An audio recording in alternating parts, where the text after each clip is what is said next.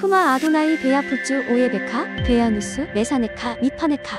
여호와여 일어나사 주의 대적들을 흩으시고 주를 미워하는 자가 주 앞에서 도망하게 하소서. 샬롬 생각하는 성경 홀리아미입니다. 오늘의 말씀은 레위 지파의 세 그룹 중 고핫 그룹에 대한 설명입니다. 고핫 자손들은 3절의 내용대로 30세부터 50세까지 회막 안으로 들어가는 사명을 감당할 수 있습니다. 특히 고핫 그룹은 성소 안에 있는 기물들을 전담하여 운반하는 역할을 합니다. 레위 지파의 세 그룹 중에서 가장 중요한 직무를 맡았다고 볼 수 있습니다. 그렇다고 해서 고핫 자손들이 마음대로 성소 안의 물건들을 만질 수 있는 것은 아닙니다. 만약 성막을 이동해야 하는 상황이라면 고핫 자손들이 성소 안의 기물들을 챙기는 것이 아니라 아론의 자손들인 제사장들이 먼저 성소의 기물들을 챙겨야 합니다.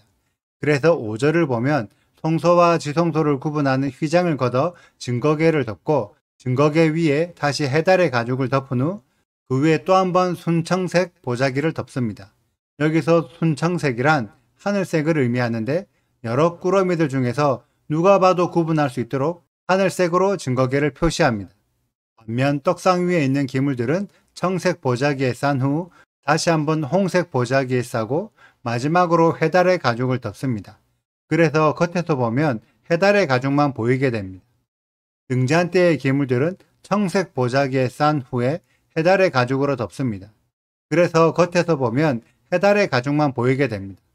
그리고 분향단의 기물들도 청색 보자기에 싼 후 해달의 가죽으로 덮습니다. 역시 겉에서 보면 해달의 가죽만 보이게 됩니다. 또 성막들에 있는 번제단의 기물들은 자색 보자기에 싼 후 해달의 가죽으로 덮습니다. 마찬가지로 겉에서 보면 해달의 가죽만 보이게 됩니다.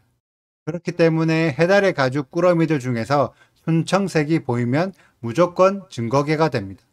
증거궤를 다른 기물들과 구분하기 위해 순청색 보자기를 가장 바깥에 덮는 거죠. 제사장들이 이런 꾸러미를 다 만들어 놓으면 그 후에 고핫 자손들이 와서 모든 꾸러미들을 들어서 운반합니다. 증거궤를 제외하고는 모두가 해달의 가죽으로 덮여있기 때문에 어느 꾸러미가 어디에 들어가는 꾸러미인지 알 수 없습니다. 이것의 의미는 비록 성소에 출입할 수 있는 레위 지파이고 특히 성소의 기물들을 옮기는 고핫 자손들이라도 기물들을 함부로 만질 수는 없다는 의미입니다. 그래서 그들조차도 알아볼 수 없도록 모두가 동일하게 해달의 가죽으로 덮여 있는 거죠. 고핫 자손들은 운반만 하는 직무를 맡았을 뿐 운반할 꾸러미들을 싸고 푸는 역할은 제사장들이 하게 됩니다. 왜냐하면 싸고 푸는 과정에서 성소의 기물들을 직접 만지게 되기 때문입니다. 19절을 보면 고핫 자손들이라도 함부로 성소의 기물들을 만질 수 없고 특히 짐을 운반하는 과정이라도 지성소 안을 보게 되면 죽게 됩니다. 그래서 하나님께서는 고핫 자손들의 생명을 보존하기 위해 제사장들이 직접 꾸러미들을 싸고 풀게 하신 거죠. 운반은 고핫 자손들이 하고 푸는 것은 제사장들이 하면 옮기면서 헷갈릴 수도 있습니다. 그래서 하나님은 꾸러미들을 색깔로 구분하게 하셨습니다. 해달의 가죽을 벗겼을 때 자색 보자기가 나오면 성막들에서 사용하는 번제단의 기물들이기 때문에 굳이 성소 안에 넣을 필요가 없습니다. 그렇기 때문에 번제단의 기물들이 성소 안으로 들어가지 못하도록 자색 보자기에 싸서 색깔로 구분하는 거죠. 그리고 해달의 가죽을 벗겼을 때 청색 보자기가 나오면 성소 안으로 들어가는데 특히 청색 보자기를 다시 벗겼을 때 홍색 보자기가 나오면 떡상 위에 올라가는 기물들이 됩니다. 특별히 음식에 사용하는 떡상의 기물들이기 때문에 등잔대나 분향단의 기물들과 구분하는 거죠. 이렇게 보자기의 색깔로 내용물을 구분하기 때문에 성소 안에서 사용하는 기물들과 성소 밖에서 사용하는 기물들이 헷갈리지 않게 구분될 수 있습니다. 단, 이때 등잔대에 사용하는 기름과 분향단에 사용하는 향 등 하나님께 올려드리는 용도의 소모품들은 특별히 오염되지 않게 고핫 자손들이 옮기지 않고 제사장들이 직접 옮겨야 합니다.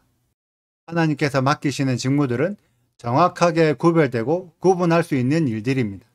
하나님은 짐을 옮기는 과정에도 법과 질서에 따라 옮기게 하시고 옮긴 후 제자리에 돌려놓는 과정도 법과 질서에 따라 이루어지게 하셨습니다. 그래서 성막 안으로 들어올 수 있는 기물들과 들어오지 못하는 기물들도 정확하게 구분하셨죠. 이것이 하나님의 방식입니다.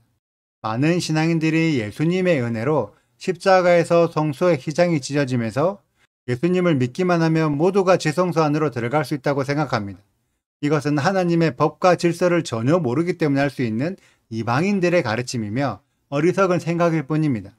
성소 밖에 있는 것은 계속해서 성소 밖에 있어야 하고 성소 안으로 들어올 수 있는 것은 규칙에 따라 정해져 있습니다. 그렇기 때문에 여러분들도 성소 안으로 들어오기 위해서는 규칙에 따라 들어와야 합니다. 오늘의 말씀 안에는 여러 하나님의 규칙들이 숨겨져 있습니다. 이 규칙들을 찾아내고 찾아낸 규칙들을 지킬 때 비로소 성소 안으로 들어갈 수 있을 것입니다. 이 말씀의 의미를 깨닫는 우리 홀리아미 가족들이 되시기를 축복합니다. 오늘의 영상은 여기까지입니다. 오늘의 말씀을 읽으시고 질문이 있으시다면 언제든지 댓글로 남겨주세요. 오늘도 감사합니다. 샬롬! 또 여호와께서 모세와 아론에게 말씀하여 이르시되 레위 자손 중에서 고핫 자손을 그들의 종족과 조상의 가문에 따라 집계할지니 곧 30살 이상으로 50세까지 회막의 일을 하기 위하여 그 역사에 참가할 만한 모든 자를 계수하라. 고핫 자손이 회막 안의 지성물에 대하여 할 일은 이러하니라. 진영이 전진할 때에 아론과 그의 아들들이 들어가서 칸 막는 휘장을 걷어 증거기를 덮고 그 위를 해달의 가죽으로 덮고 그 위에 순청색 보자기를 덮은 후에 그 채를 꿰고 진설병의 상에 청색 보자기를 펴고 대접들과 숟가락들과 주발들과 붓는 잔들을 그 위에 두고 또 항상 진설하는 떡을 그 위에 두고 홍색 보자기를 그 위에 펴고 그것을 해달의 가죽 덮개로 덮은 후에 그 채를 꿰고 청색 보자기를 취하여 등잔대와 등잔들과 불 집게들과 불똥 그릇들과 그 쓰는 바 모든 기름 그릇을 덮고 등잔대와 그 모든 기구를 해달의 가죽 덮개 안에 넣어 매는 틀 위에 두고 금제단 위에 청색 보자기를 펴고 해달의 가죽 덮개로 덮고 그 채를 꿰고 성소에서 봉사하는 데에 쓰는 모든 기구를 취하여 청색 보자기에 싸서 해달의 가죽 덮개로 덮어 매는 틀 위에 두고 제단의 재를 버리고 그 제단 위에 자색 보자기를 펴고 봉사하는 데에 쓰는 모든 기구 곧 불 옮기는 그릇들과 고기 갈고리들과 부삽들과 대야들과 제단의 모든 기구를 두고 해달의 가죽 덮개를 그 위에 덮고 그 채를 꿰 것이며 진영을 떠날 때에 아론과 그의 아들들이 성소와 성소의 모든 기구 덮는 일을 마치거든 고핫 자손들이 와서 맬 것이니라. 그러나 성물은 만지지 말라. 그들이 죽으리라. 회막 물건 중에서 이것들은 고핫 자손이 맬 것이며 제사장 아론의 아들 엘르아살이 맡을 것은 등류와 태우는 향과 항상 드리는 소제물과 관유이며 또 장막 전체와 그 중에 있는 모든 것과 성소와 그 모든 기구니라. 여호와께서 또 모세와 아론에게 말씀하여 이르시되 너희는 고핫 족속의 지파를 레위인 중에서 끊어지게 하지 말지니 그들이 지성물에 접근할 때에 그들의 생명을 보존하고 죽지 않게 하기 위하여 이같이 하라. 아론과 그의 아들들이 들어가서 각 사람에게 그가 할 일과 그가 맬 것을 지휘하게 할지니라. 그들은 잠시라도 들어가서 성소를 보지 말라. 그들이 죽으리라. 구독과 좋아요를 눌러주세요. 그리고 알림 설정도 해주시고요. 그리고 하트도 꼭 눌러주세요. 슈바 아도나이 리베보트 알레페 이스라엘 여호와여 이스라엘 천만인에게로 돌아오소서.